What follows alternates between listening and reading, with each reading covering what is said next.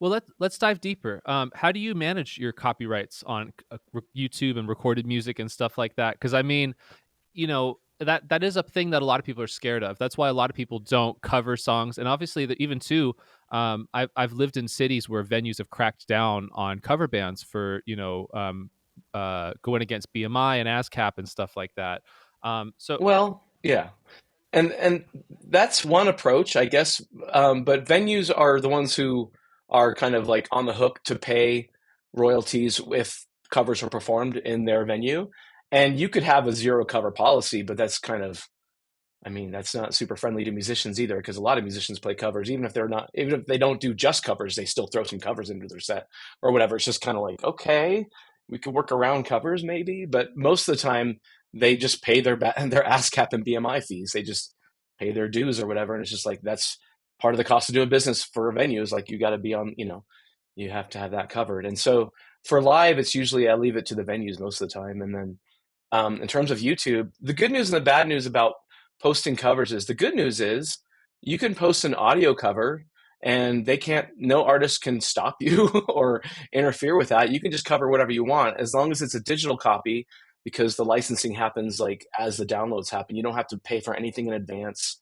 You don't have to pay, like if you printed an LP of covers, you'd have to, however many physical copies you made, you'd have to pay those royalties in advance for those physical copies and then make the money back when you sold them. With digital, it just happens on the fly. You don't have to pay anything in advance. So that's nice. But the bad news, the flip side of that is that once you involve video, there's something called sync rights. And sync rights means you're syncing someone else's audio work to your video. And even if it's a video of you performing that audio work, it's still your video. And so sync rights is where the publishers get some discretion and they actually get complete discretion about whether or not they want something to exist and survive on YouTube or if they want to shut it down. So, yeah. So, and you don't know as a YouTube artist if something is going to get taken down until you've posted it, which is the ridiculous part. They used to have a database on YouTube, like a catalog you could search, and it would give you, it wasn't like a perfect thing, but it would give you some kind of idea of what to predict what would happen if you were to post a certain cover of a song. It would say, this song is blocked in all countries, or this song is, blocked in these territories, or this song will be fine. And I took that guidance a couple of times. I steered clear of a couple of songs because I'm like, I think this is going to get blocked in the US if I'm going to do it. So what's the point? And, but then there were other songs that I got surprised. I'm like, what? Like I had a cover of, If I Needed Someone by the Beatles that I did with the Mona Lisa twins.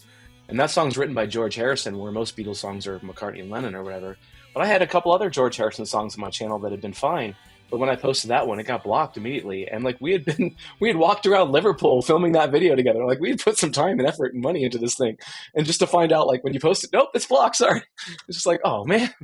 But then like years later, actually it's just a month ago, I should say years later, a month ago, the Mona Lisa twins just posted it again on their channel on a whim, just like, is it going to get blocked again? And it didn't. And so they released it publicly. So now you can see that video on their channel, which is great. And the same thing happened with my Stairway to Heaven. When I initially posted Stairway to Heaven, blocked. And then like years later, I'm like, I'm going to try to make this public and see what happens. And it was fine. And so, but they didn't tell me, like I got no notice, like your video's now fine. It's just literally like the Wild West. You just don't know. And it's kind of maddening. And then I get artists asking me like, well, how do you avoid, copyright issues on YouTube? I'm just like, I don't know, roll the dice. It's just like, it's not a good, I mean, I wish I had a better answer. It's just like, yeah. But YouTube doesn't even have a better answer for you. yeah, and that's the thing is it does feel very complicated and it's you're at the mercy of so many different entities, right? Like you have the YouTube, you publishing, labels, the artists themselves even. So it does seem like a very um you kind of have to weasel your way through it a little bit. Yeah. And you could probably like do a little bit of research and be like, okay, I want to cover this song. Are there any other covers of this song on YouTube, that seem to be surviving and existing, just fine? But that even isn't necessarily like guidance. I'm sure there's a lot of other covers of Heaven on YouTube right now, but mine was just maybe a little bit more high profile and that's why it got targeted. I don't know. It's like you can't even do it based on what's happened to other people. You can't even take that as like a fail safe like prediction of what's going to happen. YouTube's like I think their literal advice now is Well, if you're not sure, just upload something as an unlisted video and see what happens. It's just like, really? That's like that, so you're not publicly like what, ridiculed because your video got blocked. It's just like it means you can't advertise it in advance. Like I guess you could post a schedule a premiere of something and I guess it would probably get blocked before you even got that far, but I don't know. It's just kind of a mess. Yeah. Um, But yeah. what about for your recorded music? How about because you've done albums where you've covered people's music, you got stuff up on iTunes, and Yeah, and that's what's, just to kind of go full circle on this heaven thing, the music, the audio kind of exists separately and like without harassment. It's just fine. And there's something called YouTube Music, which people are probably familiar with. And every song that I use a company called. Hey everybody, just wanted to make a quick editor's note right quick. The company that Mike mentions here is actually called SoundDrop, SoundDrop.com. They are a great distributor. A lot of people for cover songs use them. It is only $1 to put a song up, and it's about $10 to get a license, to have the mechanical license to cover the song. Great service. I really like them a lot. He kind of fumbles through, but we do get to that point eventually that it is called SoundDrop and the pricing model. If you guys do covers, I highly recommend these guys. I've vetted them, and I think might be putting some music out with them soon. So just a quick editor's note, back to the podcast. Louder. Sorry, it's been a while. Louder, and they're the ones who handle my distribution on excuse me, on iTunes and everywhere else, like Spotify, whatever. And when they release the music, like I always post a video version on YouTube, and then I give them the audio, and they distribute the audio everywhere.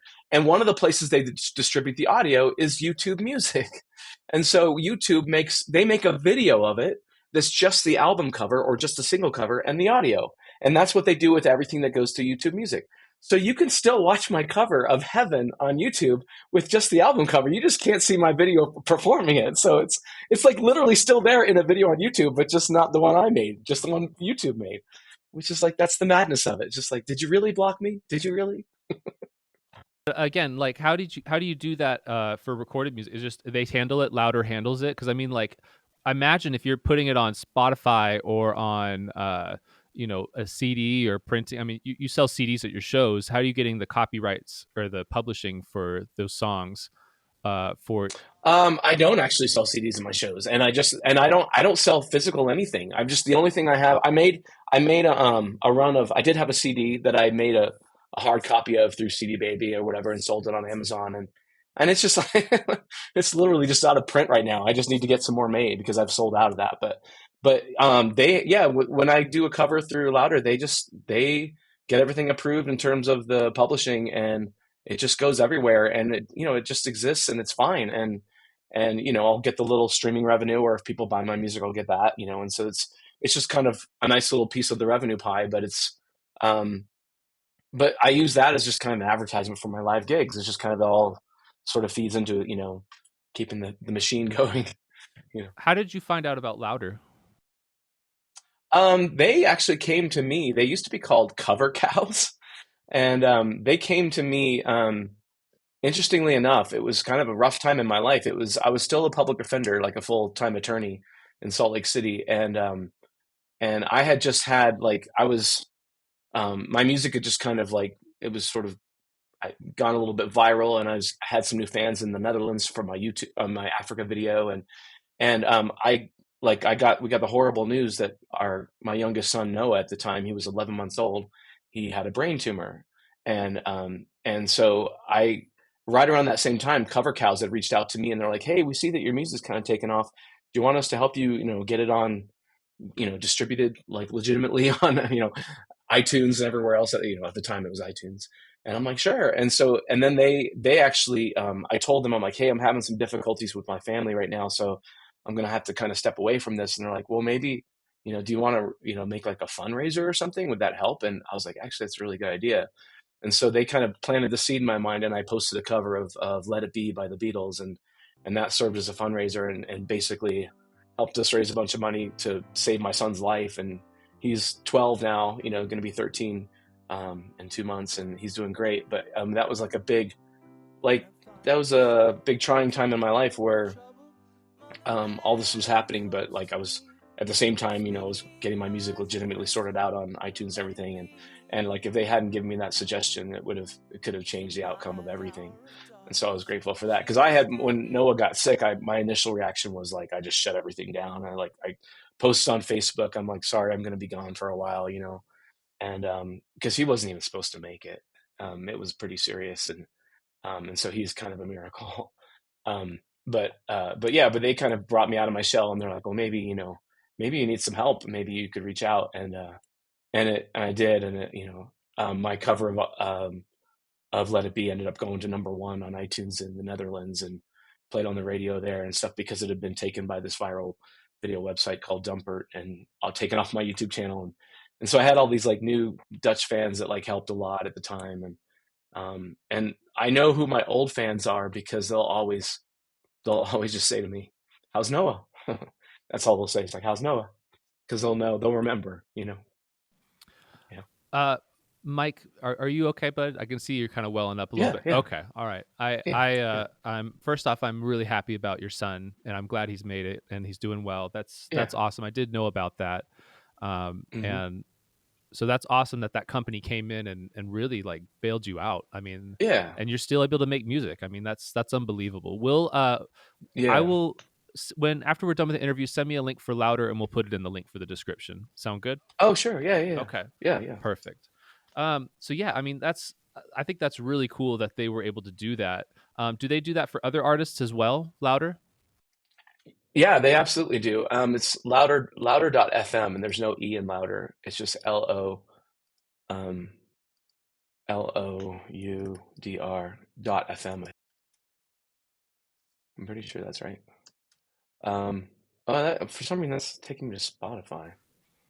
I don't know. That's weird. I'll have to find it for you, Okay. but Yeah, yeah. Find it and send it to yeah, me. yeah, I'll send it to you for sure. And But yes, they do. It's like they charge because I've been with them for a while. I'm kind of grandfathered in, so they don't charge me per upload, but they charge like a minimal fee just to upload a song. I think it's like 10 or 15 bucks, and they handle all the licensing. Oh, okay. Sorry, I said louder, but they're I think they changed their name since then, and that's why I was a little bit hesitant about it. It's Sounddrop, Sound Drop. Okay. sounddrop.com now, and Okay. there's one D, Sounddrop, sounddrop.com, and yeah, that's the company. Sound.com. Yeah, Okay. sounddrop with one D All right. dot com. Sorry, I'm like I knew louder felt a little weird, but yeah, they changed the name a couple times. I think they're owned by CD Baby now, so they're kind Okay. of they're a legit thing. But that's Yeah, still good to know. So we'll yeah, yeah, absolutely. so everyone knows And you could it's do 10 or 15 bucks per song, and they can get anything published for you on Apple Music and everywhere else. And like they go to all like basically they cover everybody at once. It's like a big massive simultaneous release on all the streaming services.